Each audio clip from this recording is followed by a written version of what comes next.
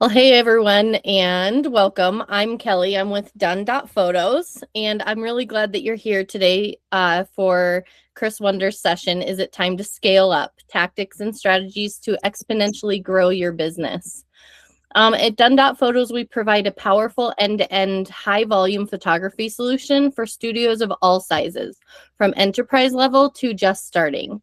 And we love bringing opportunities like this to the community to learn from leaders who have truly been in the trenches. Chris, for sure, has been in the trenches. We had such a great response to our winter webinar series that we've decided to bring you a webinar monthly. So we hope to be able to add value to you and your business each month. So today's presenter is, of course, Chris Wunder, someone many of you probably already know by reputation, or you've been to one of his talks before. Chris has spent more than 35 years in the volume photography industry as a studio owner, franchise developer, consultant, author, and educator. He's worked with multi-million-dollar studios, spoken at nearly every major photography conference, and helped countless photographers think bigger about what's possible for their businesses. In today's session, Chris is going to talk about what it really takes to scale a high volume photography business. So whether you're feeling stuck at your current size or you're already growing and wondering what the next step looks like, this session is going to be packed with practical ideas you can take back to your studio. We will be sending out the PDF of all of his slides with the video, the recorded video. So no need to take notes or pictures. Just sit back, relax, and learn. And as we go, feel free to drop your questions into the chat. As always, we'll be opening up things at the end for Q&A. And now I'm very excited to go ahead and turn it over to Chris Wunder. Well, thank you, Kelly. And I appreciate the opportunity with DONE.photos to present this for you today. I really have had to, it's kind of ironic, I've had to actually scale down this presentation a little bit to fit the time frame, especially for a workshop that we're talking about scaling up. But I'm going to put in here some really good information for everybody to know whether or not it's time to scale up. And of course, this webinar is specifically for studios that want to grow big and make lots of money. So I'm sure that's all of you here. So why do we want to scale up? Well, the bigger we get, we start to achieve market domination. That's where we're in control of what accounts in your area are that you're servicing. It helps marginalize your competition, and you get the lion's share of the business. Another reason is that a bigger business attracts bigger opportunities. And by that, I mean that when you position yourself as a large growing studio, you tend to attract bigger clients that are willing to give you a chance because they know you are a bigger company with much more resources. This will also help you stabilize your workforce. I know we've all struggled at times dealing with seasonal people who aren't always reliable, or sometimes you hire them and they don't stay very long, or worse yet, you hired them and put a lot of time in training them and then they decide to go out on their own. So by being able to have more work available to people throughout the year, you'll be able to attract people that will stay with you better. And I'm going to be talking about how you should be having cash flow almost every week of the year. And when you have good cash flow, you're able to attract better staff because they're willing to stay with you longer and invest their time with you. And that's another good reason. It will significantly raise your personal income. I mean, in today's world, if you are thinking of photography as a full-time gig, and I don't know your financial situation, but you really need in today's world to be earning somewhere between $100,000 and $200,000 a year to really be able to, and that's net to you, to be able to support a really good lifestyle. So if you're not making that kind of money, that's another good reason why you should scale up. Another financial reason, it'll increase your buying power, because as you get bigger, you'll be able to negotiate better deals with your vendors, your photo lab, your e-commerce providers, etc. Because the more business you do with them, the more likely it is they're willing to offer you discounts and simply better pricing.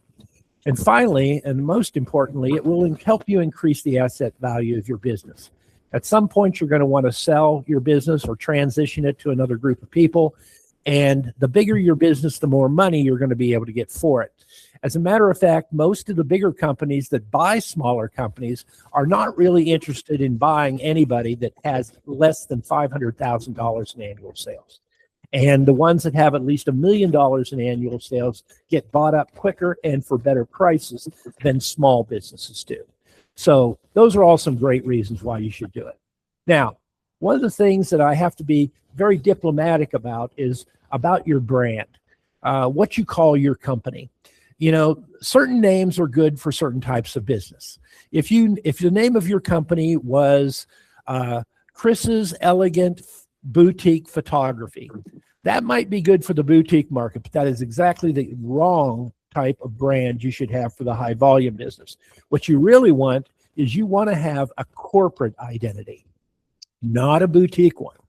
And so if say you have a name for your studio, it's a well-respected name, people identify with it, but they see you primarily as a wedding or a portrait photographer.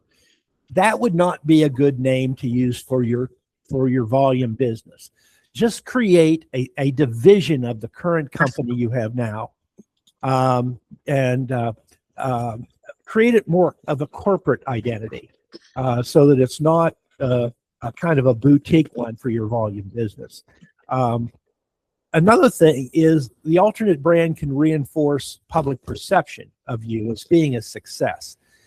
Bigger accounts want to deal with people that have an established identity and have the identity of that is more or less corporate in nature. So just your name will sometimes make you look bigger than perhaps you already are, but that is good in the eyes of the people that would hire you.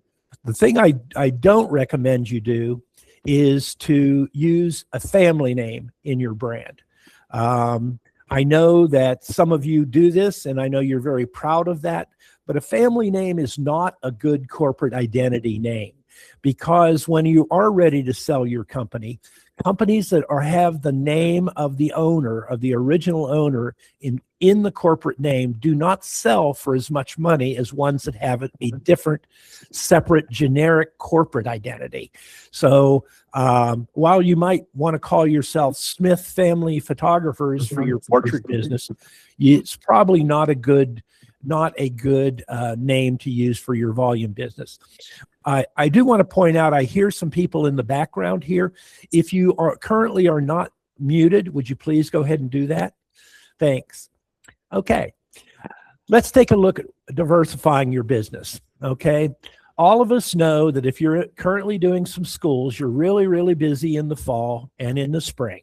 If you're doing sports, you're busy in the spring and you're busy in the fall. But what do you do the rest of the year? Now, the Brennans, I know, have diversified their business by doing a lot of dance photography business. And my suggestion is for you to diversify as much as you can so that you can even out your cash flow throughout the year.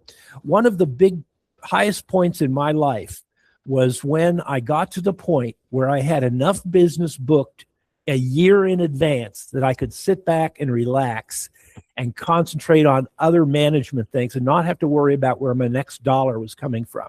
That's because I was persistent in getting new business, and through that, I was able to, of course, keep good people working for me, but at the same time, I didn't have to worry about how long my cash flow would last. I always had cash flow coming in.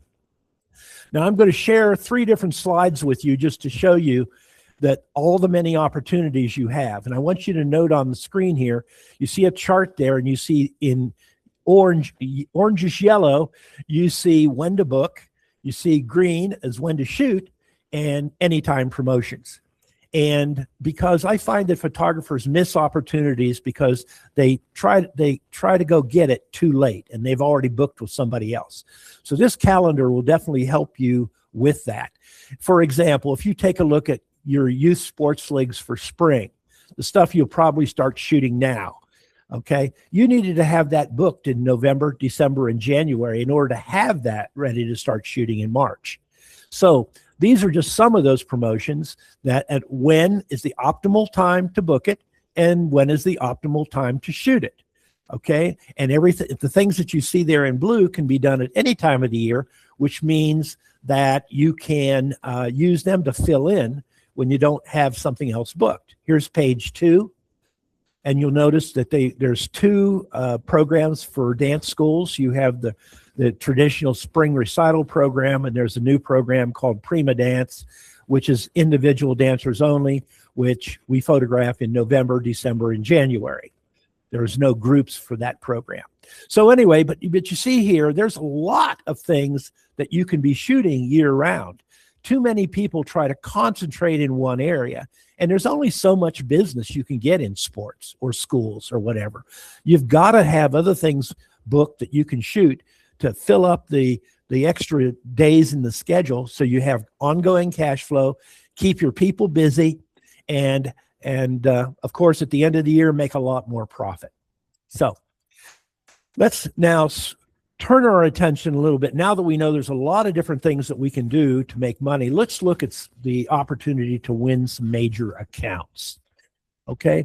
The first thing I want to mention here is there are some big account opportunities out there you probably don't even know about. Okay. Of course, the obvious one is doing school districts, all the photos for school districts. But there are also charter school networks where they have a regional office or a district office, and they control 6, 7, 8, 10 schools that you can make one presentation to their home office or to their district office, make a good presentation, and book 8 or 10 schools in one whack. There's also a lot of franchise operations out there that you've seen KinderCare, and you've seen Goddard School, and you've seen a lot of these larger educational franchises that are not only preschools, but also childcare centers. Okay, they have district offices and regional offices and state offices.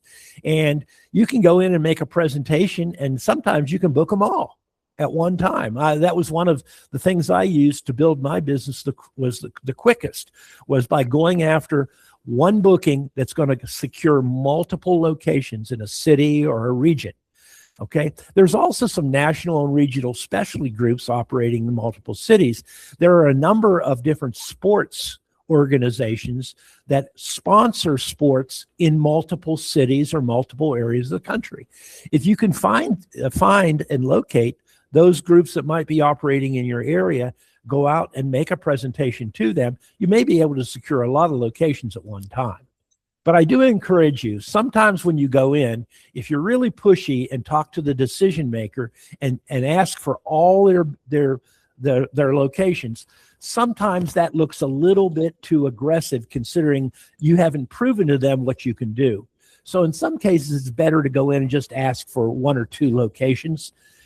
Start with just a slice and not the whole pie, to be able to prove to them that you can do a good job. And at the same time, it also lets you know whether these are good people to deal with. You don't want to book 10 locations for an organization that will not cooperate with you about your marketing or your distribution or whatever. So it's good for you too. And you are going to have to build higher level relationships than you probably do with most people. These are going to have to be face-to-face. Don't waste your time with endless emails. It's not going to work. You're going to have to make appointments. You're going to have to go to their offices. You're going to have to sit down with them and talk to them business person to business person. And this is also one place where it's traditional and even suggested that if you can take them to breakfast, take them to lunch, take them to dinner, meet them at Starbucks, something like that, where you can get them out of their work environment where they're not bothered by the phone or emails coming in or whatever. Sometimes that gets you a better chance to relate to them and gives you a better chance of booking the account. So you have to really jump in and maybe even invest a little time to get the big accounts. All right. Another thing you might want to do or might want to consider is that developing major accounts is not going to happen overnight.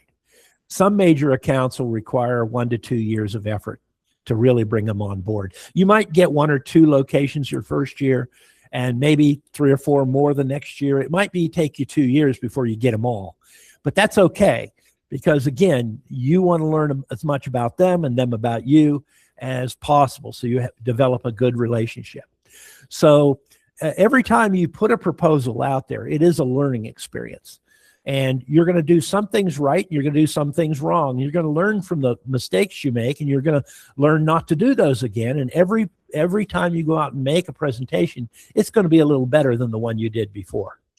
But the one thing I want you to avoid, and because I've seen this happen to too many people, is they find success in a certain field of work, in sports, or they find success in dance. And before you know it, they've got 75% of their income coming in from that particular type of business or that particular account. And that's dangerous, because if they ever decide to drop you for whatever reason, okay, you don't want to lose that much business through one account if you can. So I've always advised people to try to avoid having more than 25% of 25% of your income coming in from any one account. Now, one of the things that will help you get bigger accounts is to stay alert for what I call transitions. Transitions are things that happen in the marketplace when changes occur, that when you find out that this happens, it gives you an opportunity to take advantage of it. Now, let's take a look at what some of those things are. Okay. For example, say you've been calling on this big sports league, or you've been calling on this school district for several years trying to get their business, and there's an administrator there that just loves LifeTouch and won't even talk to you. But for example, if they get promoted, or they transfer to another school or another job, they go into retirement, or they pass away, okay, then a new person's going to come in that probably doesn't have the same affinity or the same loyalty. And that's a good opportunity for you to get your foot in the door. But you need to find out about this stuff early, so that you know when is a good time to go in and talk to the new decision maker. Another opportunity is our businesses that are opening soon. I know I see sometimes these signs along the side of the road by stop signs and whatever that say like Taekwondo studio opening soon. Or I see a new charter school is now taking enrollment.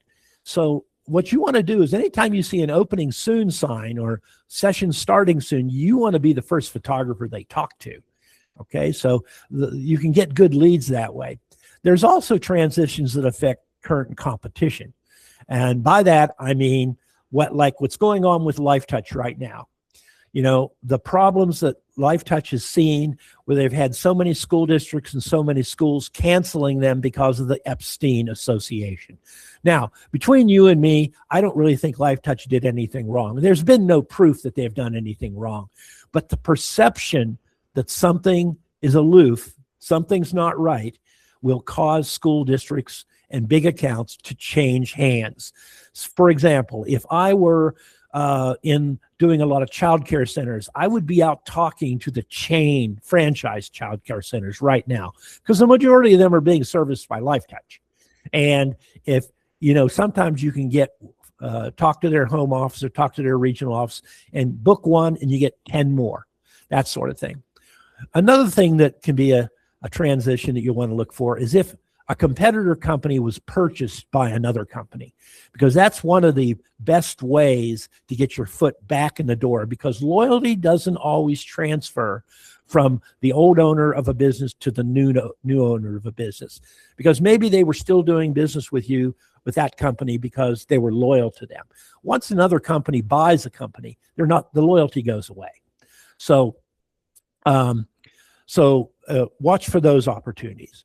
Now, I want to spend the majority of my time talking about one of the ones that's most applicable and most accessible to most of you. Okay.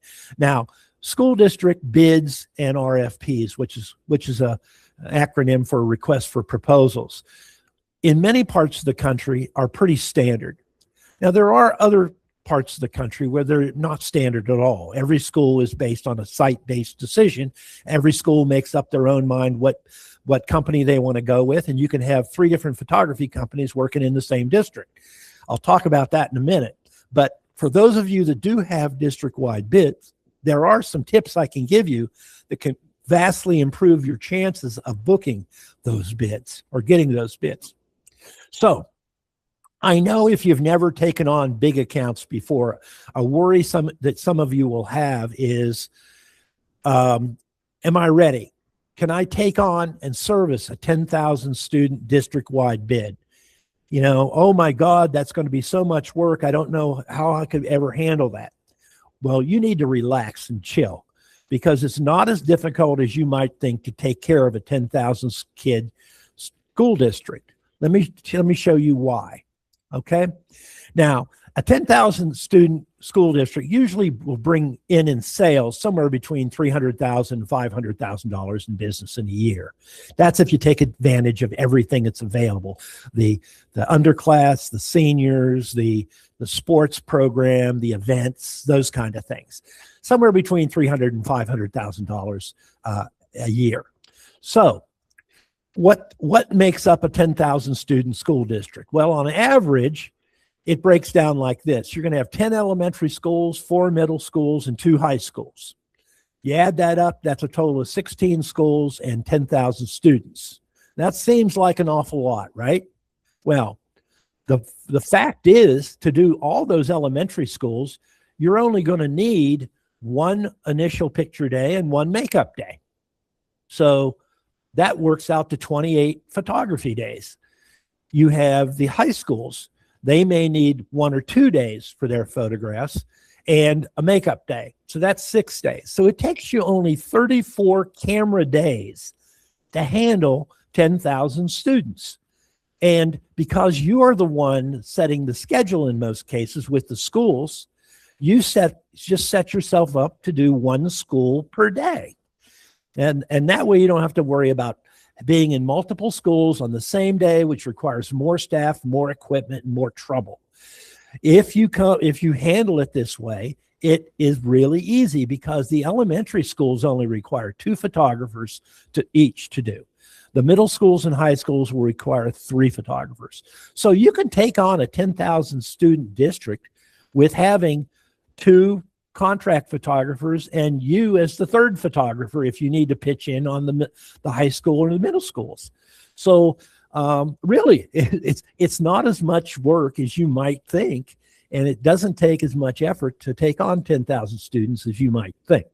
So that being said, you have to take a look at, does your district work by a true bidding process or what they call an approved vendor process? Now, a district-wide bid, or RFP, is published by the school district. All the bidders, all the photography companies that want to bid will bid based on the district specifications that are printed in the RFP. And the bids could be for all grade levels or just for specific ones. Now, the alternate way that these are done is through what's called an approved vendor method. Okay, in an approved vendor method, they allow each school to site base their decision on which photographer they want. But in order to be allowed to do business with the district, you have to go through an approval process, which is called the approved vendor process. You go online, there's usually a form you have to fill out. They just want to make sure you are a bona fide business. They want to make sure you have a sales tax license, that you have the appropriate amount of insurance, that you don't hire illegal aliens, things like that. They want to make sure that if they want approval to run a background check on you. Now, once you go through that process, and it's not an onerous process to do, but once you do it, then you are eligible then to visit schools. You are not allowed to visit schools unless you have gone through that process. So I want to make sure you understand the difference between a district-wide bid and an approved vendor process. Okay? If it's a district-wide bid, typically all schools go with the winning bidder. So you got to find out, as a part of your due diligence, you need to find out, is vendor registration required to bid? And where would you find that out? Well, you'll find that out at the purchasing office for the school district. And if they don't have a purchasing office, the business manager would probably know. Or not, if not the business manager, then you'll probably talk to the secretary, to the superintendent. They seem to know everything that's happening in the school, and they'll tell you how you need to get registered to be a vendor. Okay. At the same time, you should ask to be put on the bid list. Now, the bid list is simply an Excel file that the school keeps of all of the school photography companies that have requested information about bidding. Okay. But you have to be put on the bid list for them to email you at the appropriate time it is to send in your bid. I hate to say it, but sometimes, they will send out the invitation to bid, and the bid is due a week from now. So sometimes it's a month out in advance. Sometimes it's 2 months, but sometimes it'll be only a week. And if you're not on the bid list, you won't get notified and you won't be able to bid. Okay. The good news for you is that right now, March and April are the two biggest months for bid requests to go out. So you're getting into this at just the right time of the year. Okay. Ask the term of the agreement. They're usually 2 or 3 years. Sometimes they're only 1 year with a 1-year renewal, automatic renewal. Sometimes they're 2 or 3 years. Obviously, you want the longest term of the agreement that is possible. What's included in the bid? Is it just for the underclass? Is it just for sports, seniors? Or is each one of these separate? Or all of them together? Because you want to know that, because, for example, if they require senior portraits as a part of the program, if it's a contract senior arrangement, or perhaps not an obligation for them to be photographed by you for the yearbook, you still might have to offer some sort of senior program for those people that can't afford to go to a studio. So it is sometimes in bigger districts, they will bid the elementary schools separately from the secondary schools. And one of the questions you'll find out through the RFP is, do they bid this at the same time, or do they bid them at different times? Sometimes they bid the secondary school bid earlier because they know that it might affect seniors and sports over the summer. And sometimes they book the elementary first, but there's no consistency. So you'll just have to find out. Now, if you're going to go after a secondary school bid, and you know as part of the bid that you are going to have to shoot the seniors, do they require you to have a local studio, a brick and mortar studio for the seniors, or is a mobile studio at the school acceptable? LifeTouch primarily uses mobile studios. They come and they set up at the school, or it could be in the cafeteria over the summer. It could be in the gym. They may be there for 1, 2, 3, or 4 days, depending on how many seniors there are. And they'll shoot seniors from 8 in the morning till 6 o'clock at night. Okay. It's a shorter session than you would normally do in a studio, but it's the norm for what they do for a contract. Now, the bid specifications and products requested will vary between whether it's an elementary school bid or a secondary school bid. For example, elementary schools are probably going to require you to bid on classroom group pictures or composites or service strips, or a certain type of school admin software program, etc. Secondary schools might be a little more complicated. They might want ID cards, for example. They may, they might have some other bid specs that are in there. They might want banners, for example, to put on the wall or something like that. So there is a difference. So make sure that you know the difference, and you be sure that you bid appropriately for each. Now, the most important thing you could do to improve your odds of winning an account is to request from the district a copy of what they call the bid tabulation from the last time they put a bid out. Now, what this is it's just an Excel file that, as they receive bids from multiple photographers, sometimes you'll have 10 photographers bid on one school account. In big cities, that's pretty common. Okay. Now, some of those bidders are people they'll automatically disqualify because they are Sally's Elegant Photography, and that's not indicative of a company big enough to take on the account. But what will happen is they will record the scores the scores from each of the bids that come in from each of these vendors, and they will keep them all in an Excel file where they will have a column for each category, each bid amount, each process, and they'll analyze every bid based on those criteria. And then they'll total it all up at the end, and whoever has the most pluses wins the bid. Okay. Well, that bid tabulation is public record, at least in the United States it is. So they are really required to provide that to you if you ask for it. And that's why I suggest that you ask for it through the business office instead of the district office itself, but I should say out of the superintendent's office, because many times since they deal with bids on an ongoing basis, they know what the law is and they know they're required to give it to you. Now, imagine if you have that bid tabulation in hand. Imagine you know what all the winning prices were, what all the winning packages had last time, and what services they offer. Wouldn't that enable you to put together a bid that can be as close as possible to what is going to win, rather than just speculating and putting something in there you have no clue what it is? So this is very important, and you should be able to get this 99% of the cases. Okay. After you get the bid tabulation, you might want to meet personally with the purchasing officer or the decision maker. And this is part of your due diligence to see if anything has changed. Perhaps some of the things in these bids are quite outdated, and sometimes you need to point that out to them.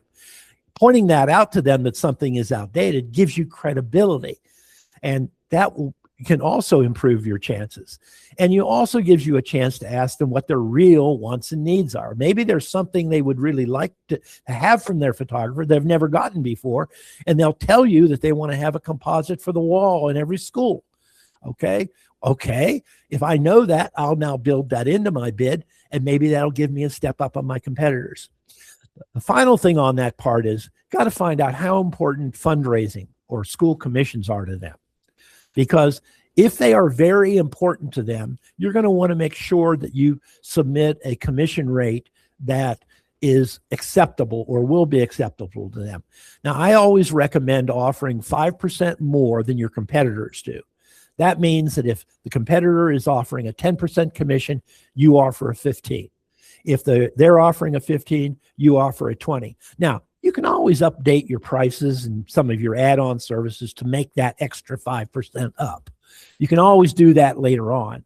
But for now, if you don't offer that little bit of extra commission, they might overlook your bid and stay with who they are now. But when you give them 5% more, that might give them a financial reason to hire you. Now, the reason why I'm saying ask them if it is important to them, because today there are some very well-financed districts that they don't want fundraising. All they want is the lowest price for the parents to pay. If they're not expecting any fundraising, then you don't have to offer any if you don't want to. But if they tell you that fundraising is important, even if it's a little bit important, you should probably offer them the commission. Okay.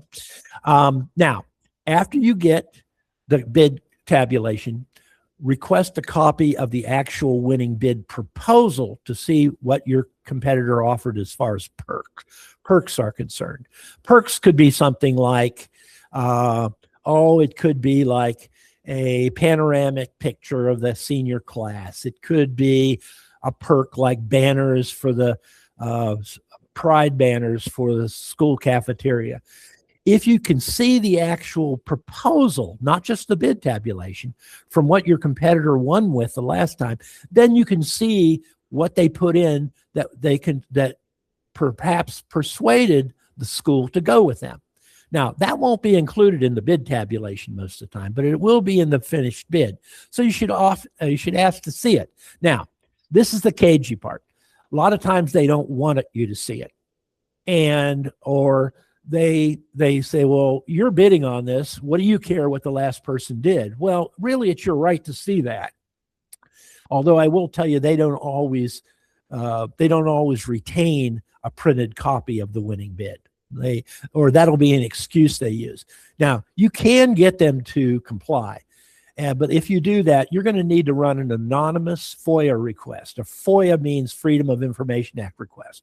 You can have a local attorney do that for about $150, and they'll put in the request and have it come back to their office, and because they don't have to disclose who their client is.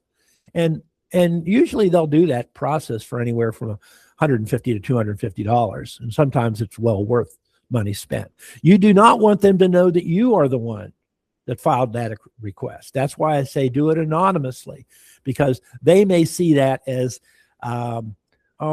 they may just get ticked off because anybody didn't trust them enough to give them all the information or give you all the information. So it's just a good idea to keep it anonymous. All right. Some other tips include, don't be intimidated by the paperwork. Sometimes when you get an RFP, it's going to be 50 pages long. Now, out of that 50 pages, probably 48 pages of that are going to be things like you certify that you're not hiring illegal aliens to work for you, that you're certifying that you're an equal opportunity employer. You are certifying that you have the correct insurance, liability insurance. They may have some things in there about privacy of student data. And these 48 pages are the same 48 pages that every bidder for any product the district buys fills out. And most of the time, there's nothing to fill out. A lot of times it's just in there for you to read and agree to. And sometimes only the last 2 pages of a 50-page RFP have anything to do with photography. So don't be intimidated by the paperwork. You know, it's actually intended to scare away people that should not be bidding on this. Okay. And it's okay to leave some of the services blank if they're outdated or you just have no way to provide them. They can choose, if they like you, they can waive any of the terms in the RFP they want. By that, they mean they can say, okay, we like you. We want to do business with you. I don't care that you don't have $1 million surety bond on your work. We don't care. We want to work with you. They can waive anything they want if they want to hire you. So they're not required by law to take the lowest bidder. So, and it is frustrating sometimes to be the lowest bidder and not get the work, but it does happen occasionally. Now, with your bid proposal, which sometimes is like a form, include a detailed proposal. What perks do you offer? Brag about what you can do, what your studio does, what your business does, how many accounts you have, how many years they've been with you, what percentage of your business do you retain from year to year? What are your accomplishments, your affiliations? What is your community service you're in? Build little paragraphs into the proposal covering those kind of things, and it will impress them that you not only can do the work, but you're also engaged in your community. Remember that a lot of school photography firms come from out of town. Some of them come from out of state. And I do believe that most people would prefer to deal with a local business if they're sure they can do the work required. So make sure you brag about that. Okay. Now, another really convincing thing that I like to add to proposals when I can is a comparative analysis. For example, if I have the bid tabulation, or I know the school is being serviced by LifeTouch and I know what they offer and what they don't offer, then I might put together like a little checkoff sheet. And in one column, it may say, these are all the things that you should be interested in, or policies that you might have. And then you have LifeTouch in the first column and you in the second column. And the LifeTouch column will have check, check, check, but you're going to have check, check, check, check, check, check, check, check, check for all the things you provide. So, or you can do for them. Anytime I put a comparative analysis in, I've found that it has been very persuasive. It actually becomes the basis by which they then try to compare other bids as well. And that makes you look good. Include samples of what you produce. It's important that you include a portrait package, and it needs to be identified as it would be delivered to the school, that being the student name, the grade, homeroom or teacher's name, et cetera, and what they purchased on the label or on the envelope. They are very concerned about how pictures are delivered, so it must be a identified package that you show them. They might also like seeing sample service products like a service strip, an ID card, a class composite, or a class group. And if you don't have some of these things, contact your photo lab, because they probably have samples they can provide you to include with your bid. And it's not important that every picture you show or every sample you show is taken by your studio. It's indicative that you know the product and can produce a product that looks like that.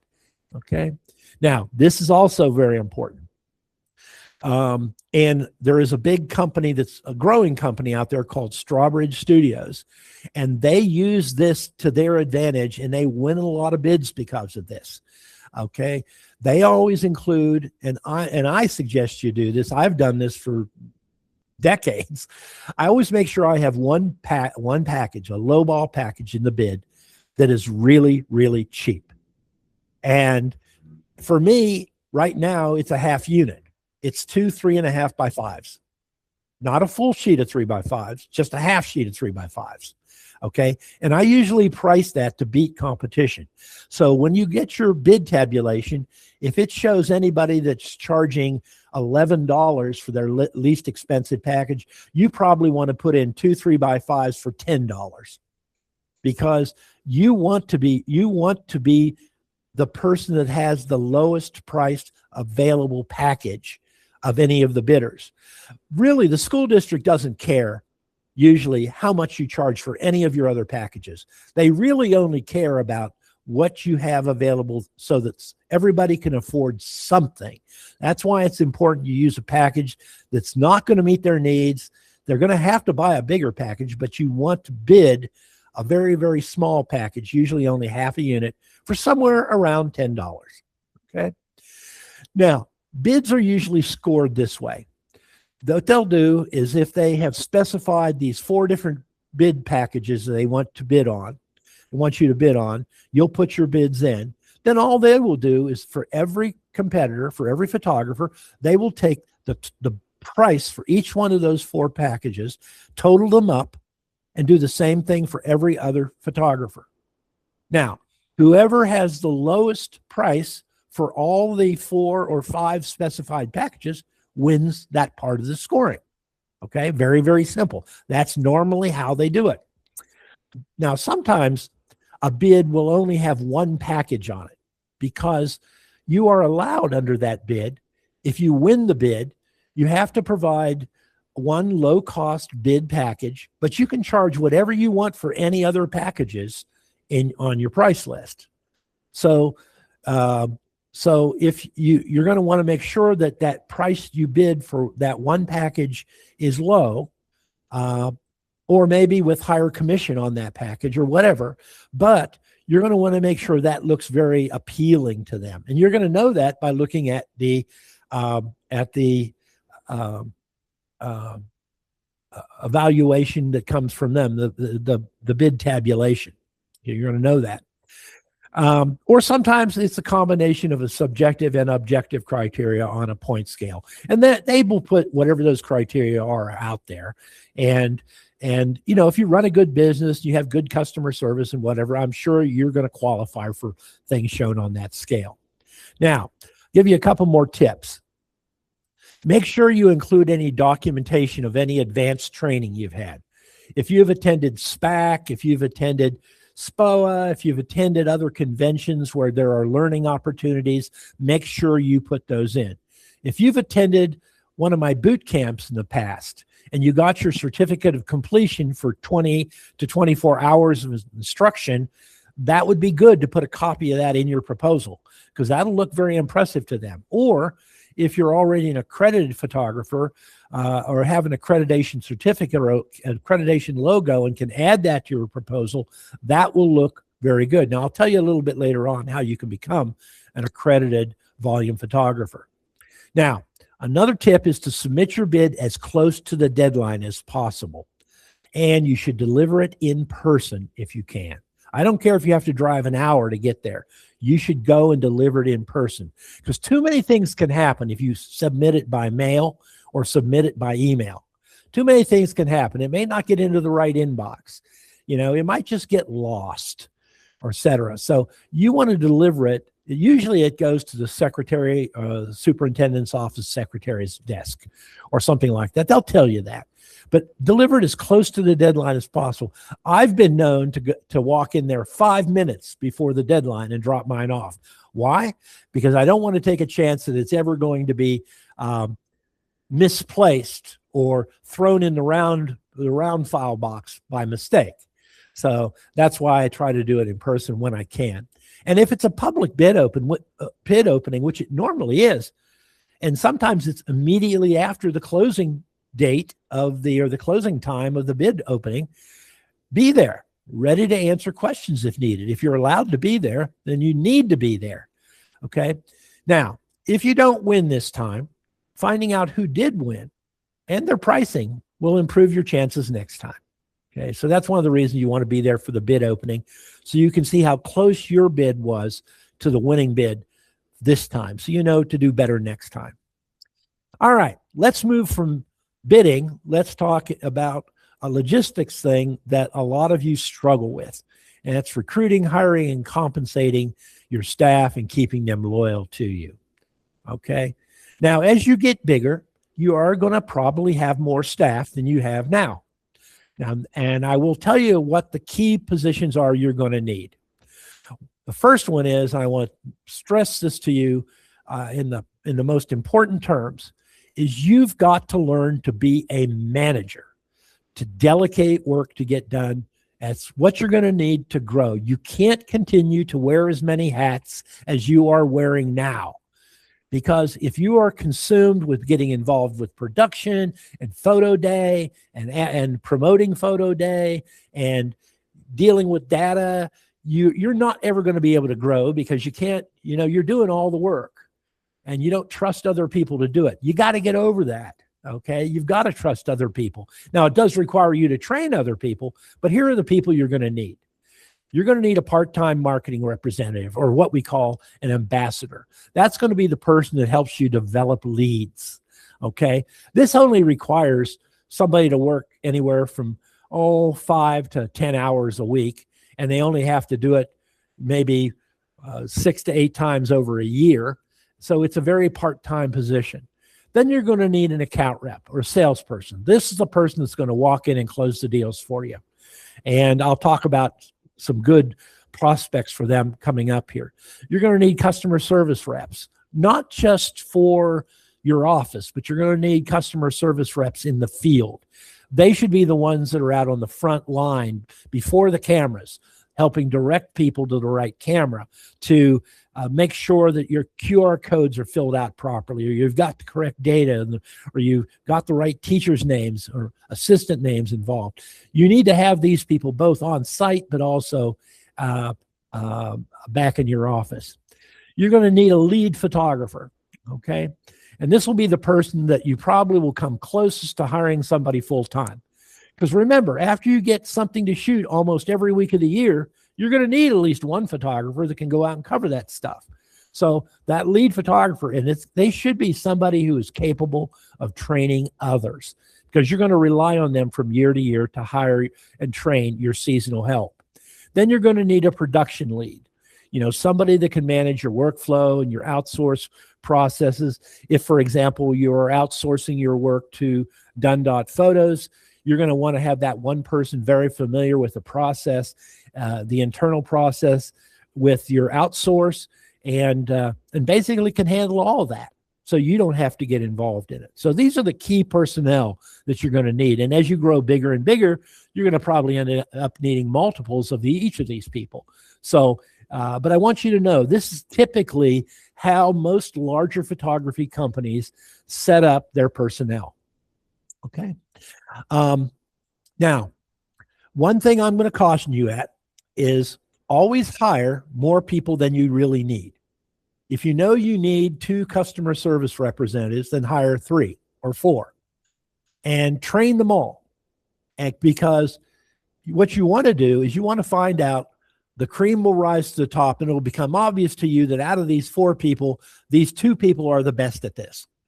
And then you let the other 2 people go and cut them before the 3rd week. That way they can go on and look for a job somewhere else. Don't keep them on for a long time. Matter of fact, you never want to keep on somebody any more than 12 weeks, because if you get them into the 13th week, you may have to pay them unemployment. So if you're going to cut somebody, make sure you cut them before the 13th week. Okay. You may get referrals from your current employees of people that might work out for you. You might get referrals from schools. For example, a good salesperson to hire is a person that is a retired school principal or a retired athletic director. Those are excellent people, and you can get those referrals from schools. Or perhaps you have previous retail customers. Maybe they were PTA volunteers that helped you on picture day, but they seemed to know what they were doing. Maybe they would make a good customer service rep for you. Okay. Another one is running help wanted ads, particularly on Craigslist. Gigs and help wanted ads on Craigslist work the best. They're the cheapest ads, and they run for 30 days. So they're the best bang for the money. So if you're hiring employees, you run it under the help wanted section. If you're hiring contractors, you would hire them under the gig session. And does it work? Well, I'll tell you what. I use this all the time for people I consult with and whatever. And a lot of times I will place an ad on Craigslist, and within 5 minutes after placing it, I've got resumes in my box. That's how quickly it can work. So now, some of you may try some of the more expensive things like, some of the bigger online resources. I know if you're looking for full-time people, those will work well for you. But if you're only looking for part-time people, those don't work so well. And the big reason is because those people that are there are really looking for full-time work. And if you hire them part-time for a part-time gig and they get a call to go to an interview for a full-time gig, they're out of there. A lot of times they're not even going to give you notice. They're just going to leave. And so if it's going to be don't hire somebody for a full-time for a part-time job if you know they're looking for full-time work. Okay. Also look at Facebook groups.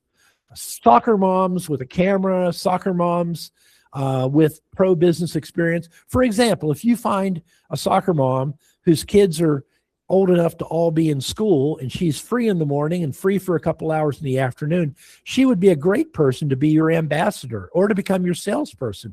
If, for example, that they already had experience in professional life as a professional salesperson for an advertising company, a media company, or they already had experience in sales in their professional career, they would be perfect people to hire to work for you because they already know the drill. They already know how to sell. Another good thing to look for if you're looking for somebody for part-time over the season is to look through offering internships through high schools, through community colleges, etc. Now, sometimes because it's an internship, there will be some paperwork. You'll have to file some evaluations for them with the school. But a lot of times you can hire really some pretty sharp people for pretty low dollars because they're getting class credit for this. Okay. A couple more tips. Okay. This one is a big one. Networking with somebody in a related field.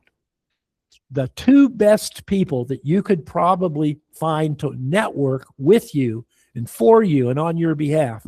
One of them is the yearbook rep.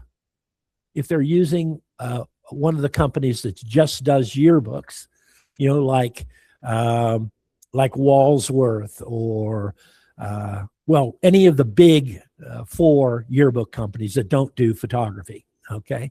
You find that rep and work with them. They refer you to their schools. You take care of them and you might give them a commission for doing that. Okay. Or if you find somebody that is a good advertising salesperson, they are perfect people because they probably already know all the contacts in the school. They probably are already doing business with them. They just tag along as your part-time sales rep to promote your business. And again, they get a commission. Another good one might be one that sells advertising specialties to the schools as well, like programs and things like that. So anyway, if you find somebody that already has contacts in schools, that they're perfect to people to, and of course they're already making money from that school. All you're going to do is give them an opportunity to make more money from the same schools. They're already going to make the same sales call on that school. So they'll just talk about photography and selling footballs, selling something to the school. Okay. In addition, don't forget the senior workforce. And this is, I'm very up on this, not just because I'm now a senior myself, when I say senior age workforce, but I'm saying it because these are very reliable workers. You know, they are used to getting up early in the morning, no problem. They're always on time. They always have good transportation. In fact, a lot of them will have a nicer car than you have. Probably a more recent, more late model car than you have, and probably have it maintained better. So they're not going to have any problems getting to locations. They always follow the rules. They do exactly what you tell them to do because they don't know how to do it any other way. And the best part about the seniors is they have a good work ethic. When they say they're going to be there, they're there. And if you tell them to stay till 3, they're there. Okay. The other, I think, real big advantage of working with them is they're not looking for a full-time gig. They're only looking for a part-time gig. They just want to make some extra money for vacations and those kind of things. So they're just really good to work with that way. For weekend sports, try hiring high school athletes. I mean, who better would know how to pose baseball players than somebody that has already been a baseball player in high school and knows the drill. He's had pictures taken since he was 5 years old. He knows how you pose for sports pictures. So high school athletes can sometimes be very good people, and they relate to them better. Oh, by the way, one thing I forgot about the senior workforce that is important is that the students will tend to respect them more.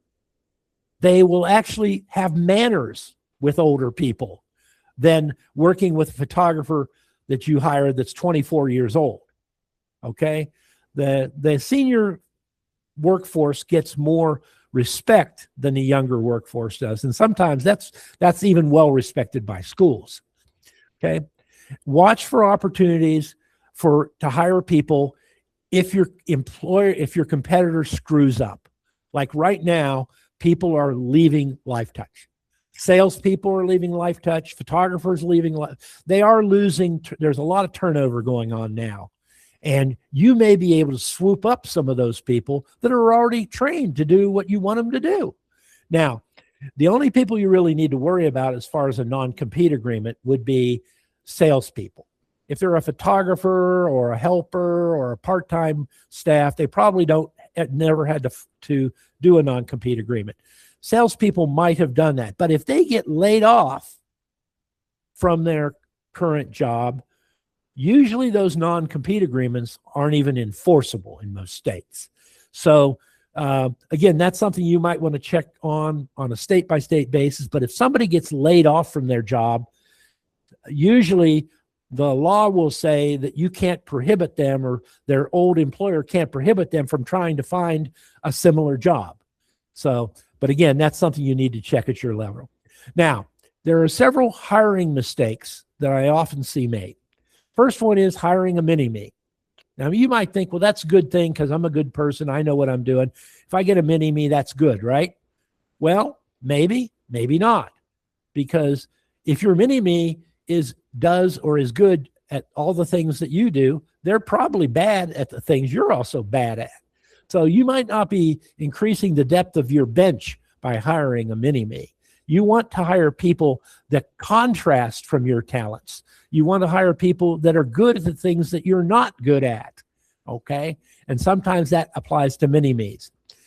I already mentioned this, but don't hire somebody who's really looking for full-time work. They won't stay with you, or there's a big potential they won't stay with you for very long. Paying too little is one big problem. If your competitors are paying $18 an hour for photographers, you need to pay 20 or 22. I always like to pay more than my competitors. That way I was always able to attract the best quality people for any given job. And in the big scheme of things, paying somebody an extra $20 a day over what a competitor would pay them is like an insurance policy that they'll stick with you longer and continue to do a good job. Now, some people go on an hourly basis. I think most photographers today go on an hourly basis. There are some photographers that go on a day rate, that they'll pay you $150 for 8 hours for an 8-hour day, or they'll charge you $100 for a 4-hour day.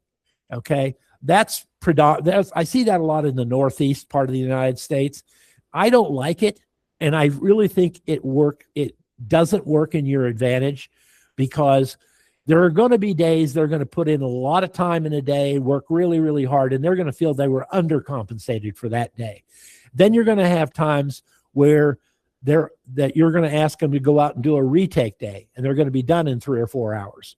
Even with the travel time, they're done in 3 or 4 hours. And then you're going to pay them only $100, and they're going to say, well, gee, I really wanted to make $150 today. That sort of thing. So you got to make sure you're using a pay plan that works. And I really think that using an hourly rate plus incentives. Now, what's an incentive? Could be things like, if the quality of your work is superlative, you're going to give them, after a month, you're going to give them a $5 an hour raise. If you say, as long as you show up on time every week, I will give you a $20 bonus every week for showing up on time and not leaving early. Okay. Or one of the incentives I used a lot was what I called an end of the year bonus, end of the season bonus, I should say, where if you do the job you're asked to do, you're never absent, and you turn in everything on time, and you come to every gig I want you to come to for the season, I will give you a $500 bonus at the end of the season. You cannot believe how much that incentive means to some people, that sometimes they'll even stick with a job they don't even really like that much just to get the $500 at the end of the season. So at any rate, but be sure to come up with incentives for doing a good job and build them into the pay structure. Now, one thing that a lot of you will probably do that I don't recommend, but you're going to do it anyway. But I'm going to make you aware of it. It's dangerous to hire families or couples, people living together, as a team. Now, the only exception to that would be senior citizen couples. But if you hire a man as a photographer and a lady as your production person, and one of them gets mad at you and quits the job, the chances is you're going to lose the other one too. Or two people are living together, they're young couples, are living together, one's working as a photographer and the other one's working in your office. And again, if one quits, there's a good chance the other one's going to quit. So, be aware of that challenge, because I try not to avoid family members, especially in your own family, because it's extremely difficult to maintain accountability with those people. They're always going to want you to pay them too much money. They'll always try to slacken the work because they know your family and you're going to keep them on. I have seen family businesses go down the drain and actually go out of business because the family culture did not work well. So beware of that. Not providing periodic evaluations and pay raises. You need to be sitting down with your people at least every couple of weeks and show them samples of their work. Go over it with them and say, look, you had a lot of images you shot off center. Or you had a lot of images that were inconsistent with lighting because you were shooting too fast. The flash wasn't charged up quick enough, that sort of thing. And say, look, if you can improve this, I've showed you these 4 things you need to improve on. If you can improve these in the next month, I will give you a pay raise at the end of the next month. But they have to know what they're doing wrong to improve, and you have to reward them for doing that. Okay? And being too tolerant of incompetence or indifference by employees. There is a tendency sometimes to keep people on because having a live body in that slot is better than having to look for a new person. Okay?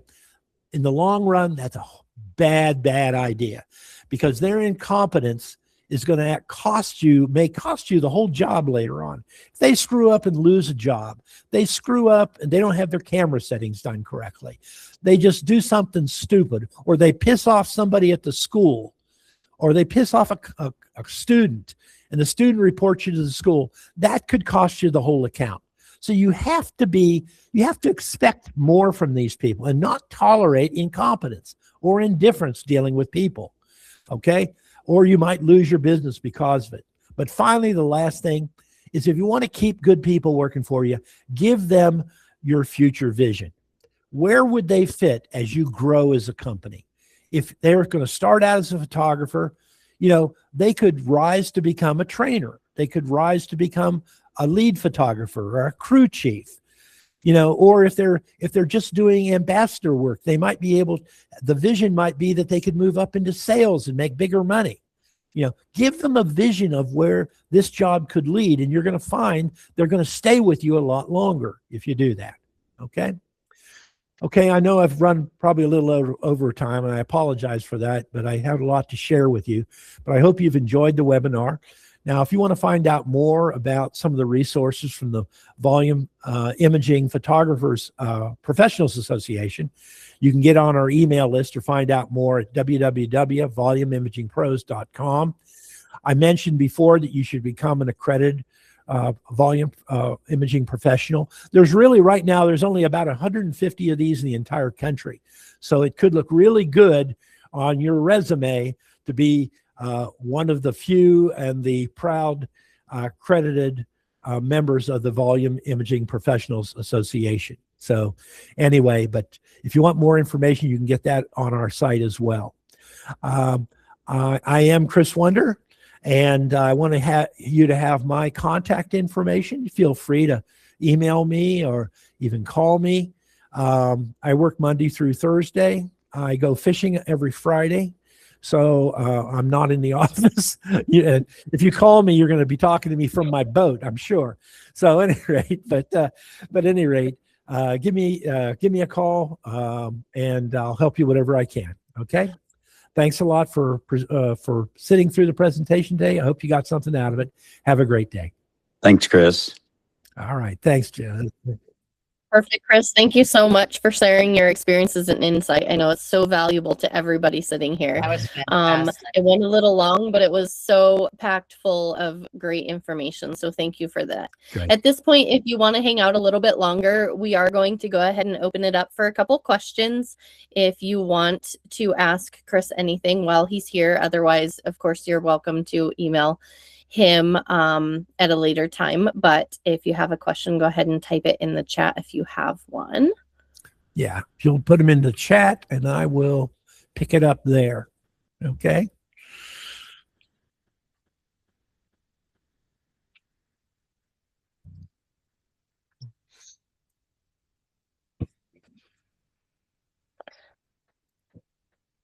Either someone's typing a long one or you've I'm having trouble finding the chat. Wait, here we go. Oh, here we go. Bottom right hand corner, there's a little Gotcha. yeah. All right. Yeah, I didn't know either, so don't feel bad. Yeah.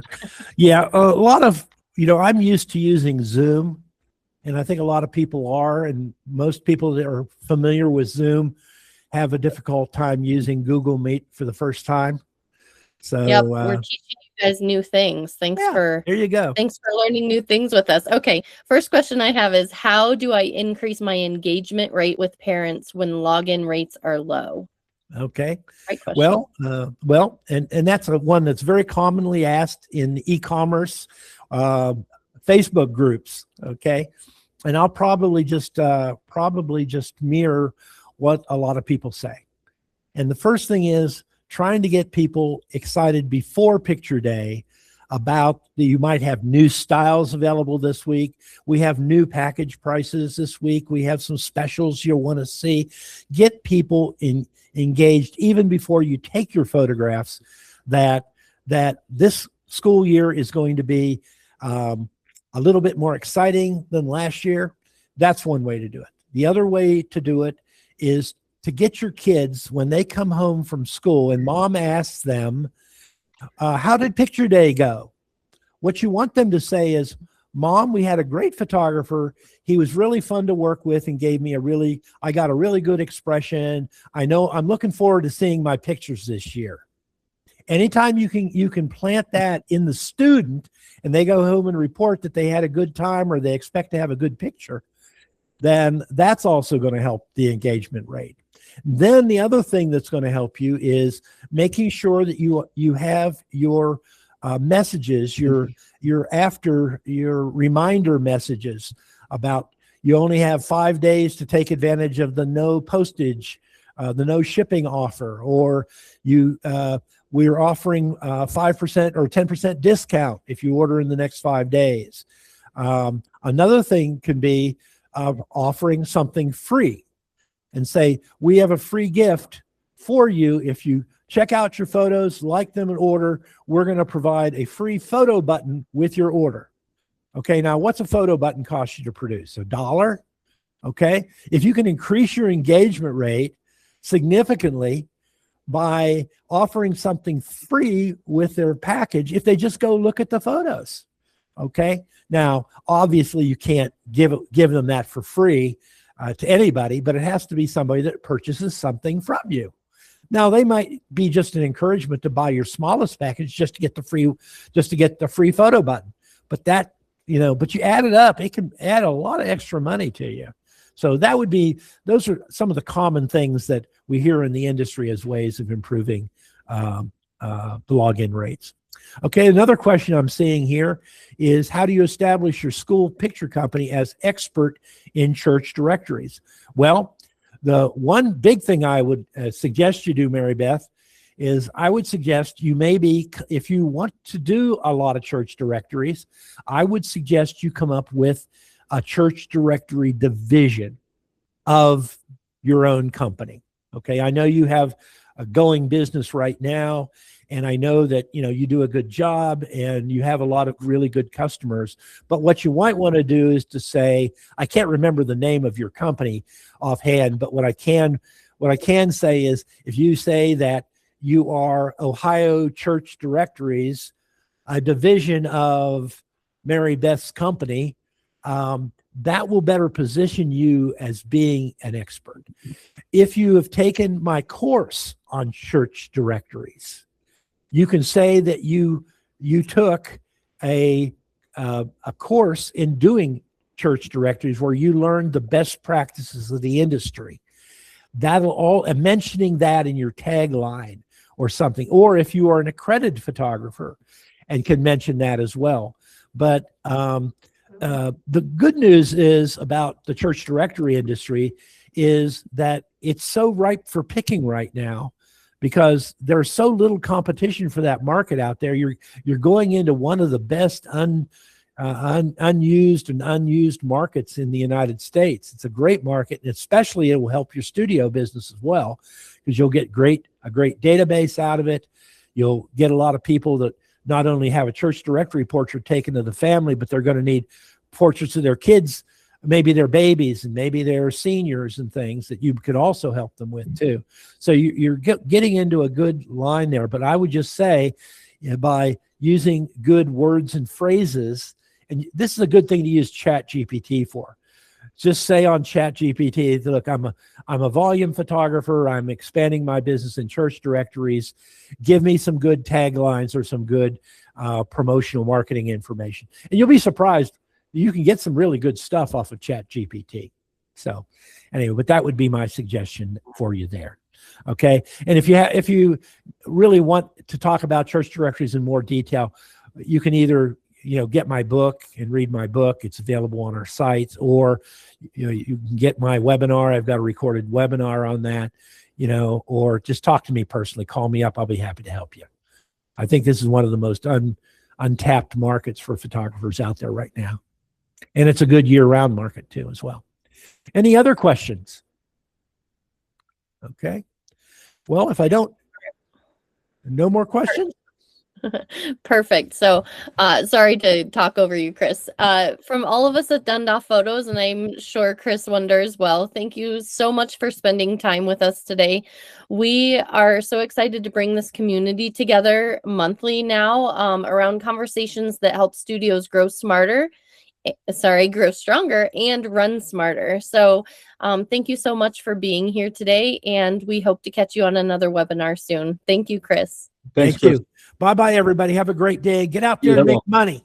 Thanks, Chris. Catch some fish. Chris. That was See y'all. fantastic. Bye-bye now. Bye-bye. Bye.